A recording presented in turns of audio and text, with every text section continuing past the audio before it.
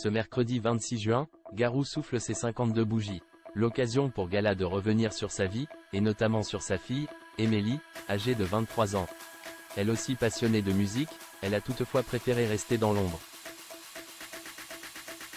Adorée du public, Garou a marqué la scène musicale française grâce à sa voix rocailleuse, son rôle mythique de Quasimodo dans Notre-Dame de Paris et ses tubes qu'on fredonne encore aujourd'hui.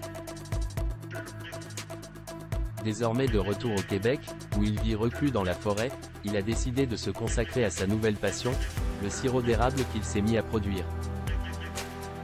Toutefois, le chanteur qui célèbre ce mercredi 26 juin son 52e anniversaire avait fait un retour fracassant en 2022, avec une nouvelle tournée obscène. À l'époque, il avait fait le tour des médias français, expliquant que cette tournée et ses nouvelles chansons n'auraient jamais vu le jour sans l'aide de sa fille, Émilie. La jeune femme de bientôt 23 ans a vu le jour le 7 juillet 2001.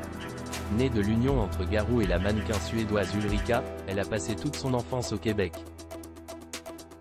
Comme son père, Émilie est passionnée par la musique. Néanmoins, ne souhaitant pas n'être que la fille de, elle a préféré ne jamais se lancer professionnellement. Jay essayé de lui apprendre le piano, la guitare, elle ne voulait pas. Elle était comme coincée, en se disant, ça cesse ta papa, personne ne va écouter mes trucs, je ne veux pas, avait révélé Garou dans On est en direct en 2022. Mais tout a changé lorsque le chanteur lui a offert un ukulélé. En 48 heures, la jeune femme avait appris à en jouer, mais ce n'est pas tout. Cet instrument l'a également poussé à composer et à écrire ses propres chansons, ce qui a motivé Garou à faire de même avec son single, Obscene. Une première pour l'artiste.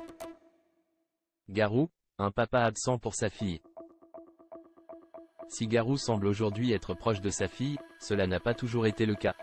En effet, en 2022, à l'occasion de son passage dans l'émission de Laurent Mariotte La Table du Dimanche sur Europe 1, il avait reconnu avoir été un papa absent. En retournant s'installer de manière permanente au Québec, le chanteur espérait donc renouer avec Émilie. Malheureusement, c'est la jeune femme qui a décidé de se mettre à voyager aux quatre coins du monde, profitant à fond de sa jeunesse. Néanmoins, lorsqu'ils se retrouvent, leur complicité est évidente, on a tellement de choses à se raconter qu'One se raconte le profond de la vie et ça crée une relation qui n'a rien à voir avec la routine. Quand on se retrouve avec ma fille, on fait 2 heures de route puis blablabla. Elle raconte trop des fois.